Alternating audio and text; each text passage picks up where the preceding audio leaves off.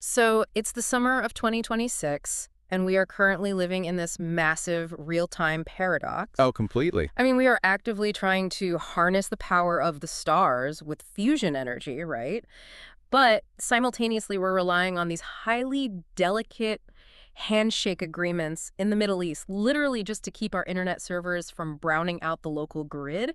Welcome to the deep dive. It really is a profound contradiction, and honestly, I think it perfectly captures the friction of the exact moment we are in right now. Exactly. So today we are taking a stack of source material. Specifically, we're looking at the 4 p.m. news brief from the Daily Tech Reader, and this is dated Friday, July 3, 2026. Right, the holiday weekend. Yeah, let's set the scene for you really quick.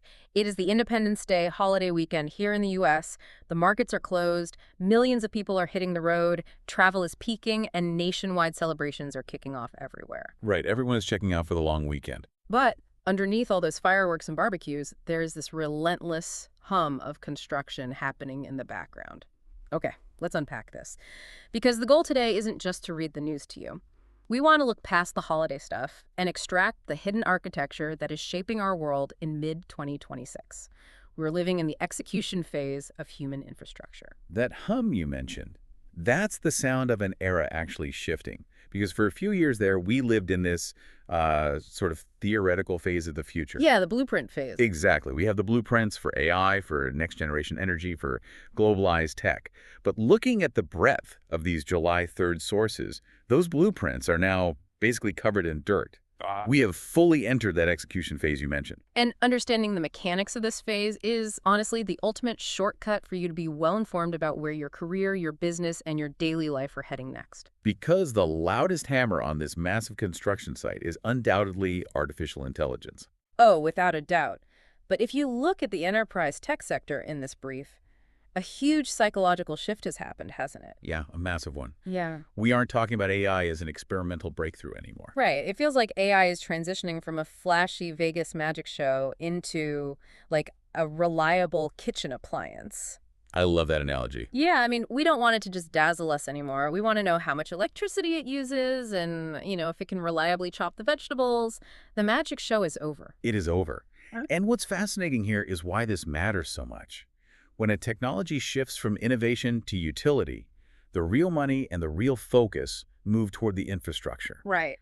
That is why AI infrastructure spending remains the defining investment story today. Organizations are evaluating AI purely through the lens of measurable business outcomes and operational reliability. It's not about asking if the AI can write a funny poem in the style of Shakespeare anymore. No, exactly. It's asking, can this system reduce our supply chain logistics costs by 4% without crashing our servers? Right.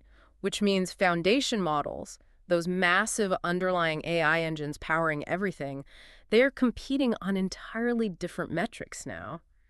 The brief points out they're aggressively competing on efficiency, speed, and operating costs. Which is just a totally necessary evolution. It's like the early days of the automobile. At first, you were just amazed that the car moved forward without a horse, right? Right. It was pure magic. But once you start running a fleet of delivery trucks, suddenly you care a whole lot about fuel efficiency and maintenance schedules.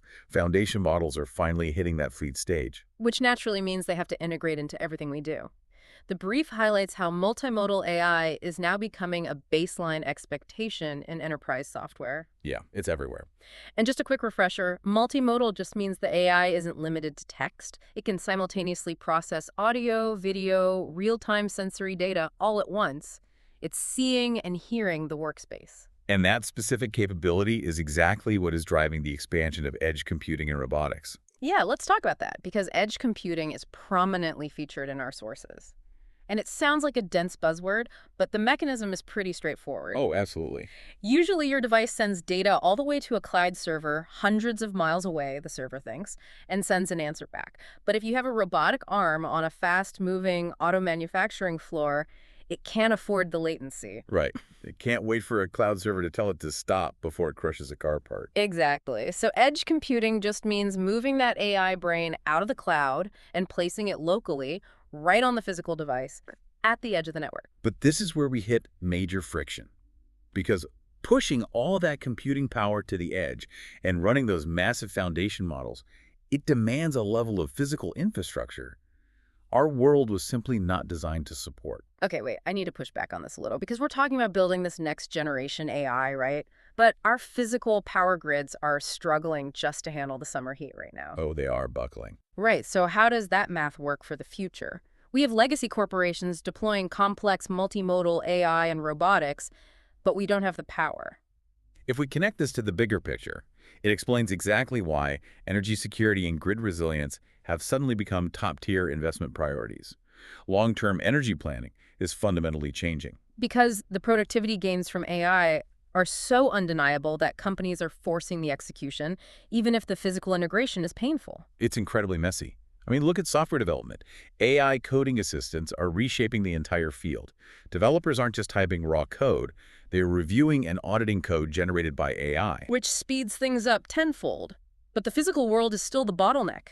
AI models have to plug into a wall. And looking at the July 3rd data, we have severe summer heat waves, placing sustained demand on electric grids across the U.S. Yeah, and over in Europe too, which the brief notes is also heavily impacting their agriculture. Right. And simultaneously, AI data centers are driving massive long-term electricity demand. Because an AI data center is not like a traditional data center. Not at all.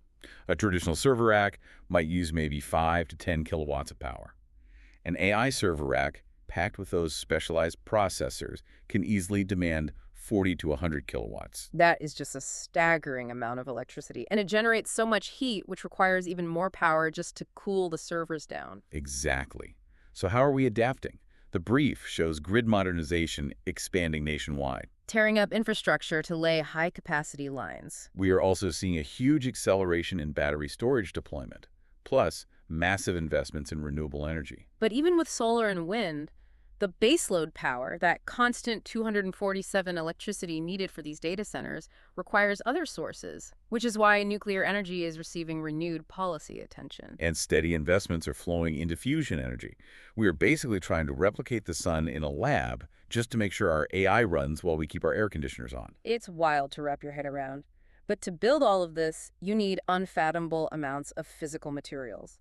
Copper, lithium, silicon. Which brings us to the global canvas. Yes, the geopolitical stage. Now, really quick, I want to clarify something crucial for you listening. Our sources today touch on complex, politically charged international conflicts. Our goal here is never to take a side or endorse any viewpoint. We are strictly impartially reporting the facts presented in the July 3rd brief to show you how they influence these tech shifts. And the main influence is a deep focus on supply chain resilience. Nations are trying to secure their tech futures in a very fragile global environment. Right. For instance, we see a tentative U.S.-Iran peace agreement regarding the Strait of Hormuz. That was the top story back on May 31st, and it's keeping commercial shipping and global oil markets stable. Which is vital. But that sits right alongside ongoing tensions. We have long-range military operations continuing between Ukraine and Russia. And NATO is closely monitoring European security. Oh, and also note this from a June 2nd story. Authorities found a massive 2,000-foot drug tunnel between Mexico and the U.S. Which just highlights the sheer complexity of moving physical goods through contested spaces. Whether it's legal semiconductors or illicit logistics, physical borders are a major friction point. So wait, we're seeing this massive push to build domestic semiconductor manufacturing here in the U.S. Right, expanding heavily. But at the exact same time, we are heavily relying on delicate international diplomacy, like that Strait of Hormuz agreement, to keep global supply chains afloat. Are nations just trying to localize and globalize at the exact same time? Yes, absolutely. They are actively adapting to geopolitical uncertainty. Technology competition is the new global strategy. It's a crazy balancing act. And on top of the geopolitical stuff, we have domestic legal battles. Like Florida becoming the first state to sue OpenAI over ChatGPT safety failures, which was a top story on June 1st. Right, alongside these maturing AI governance platforms, the law is scrambling to catch up with the pace of deployment. Okay, so we've covered the macro level, the global supply chains, the massive energy grids. Let's zoom all the way back down to the human element. How do these massive infrastructural shifts actually affect human beings? Well, it changes how we work, how we heal, and how we live. Let's look at work first. AI is transforming knowledge work, definitely. But human oversight remains absolutely essential. Correct. The brief emphasizes that skills-based hiring is expanding and continuous learning is basically a competitive advantage now. Hybrid work patterns are also remaining very stable. So what does this all mean for your career? It sounds like the modern workforce is kind of like an orchestra. Oh, I like that. Yeah, like AI is this powerful new instrument we've handed to the musicians, but human oversight is still the conductor making sure the actual music makes sense. That is spot on. And this raises an important question for you, the listener, about your own continuous learning. Right. Because the real competitive advantage isn't just knowing how to use AI, it's knowing how to apply it to achieve measurable productivity in your specific field. Which brings us to how we heal. The massive leaps in medical innovation mentioned in the brief are incredible.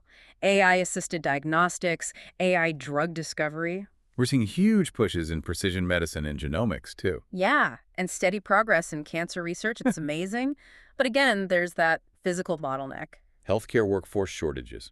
They remain a long-term challenge. You have the best AI diagnostics in the world, but if you don't have enough nurses and doctors, the system stalls. It really always comes back to the physical infrastructure, even when that infrastructure is human beings. Exactly. But despite all this disruption, it's funny how some things don't change. Culturally, we are still deeply traditional. Oh, very much so. The creator economy is expanding, podcast audiences are strong, and AI is reshaping creative industries like music production. But the massive cultural anchors are still so human. The World Cup knockout football stages, Right, huge viewership. the summer movies, live entertainment. Even as museums offer all these online experiences, people are still physically gathering to watch the holiday fireworks this weekend. It just shows that we crave those traditional human touch points. Okay, we need to wrap this up. So mid-2026 is defined not by flashy new inventions, but by the hard, gritty work of execution. We are building the digital, electrical, and human infrastructure required for the future.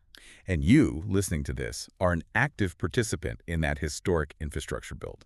Whether you are a developer using AI coding assistance, a patient benefiting from precision medicine, or honestly, just someone trying to keep their AC running during this heat wave, you are in it. You really are, and I'll leave you with this thought to mull over. The news today shows us aggressively building the digital, electrical, and human infrastructure for the next generation of economic growth. Yeah. But it makes you wonder, if we're spending all our resources, energy, and diplomacy laying down this massive foundation right now, what exactly is the magnificent or perhaps terrifying structure we are actually preparing to build on top of it tomorrow?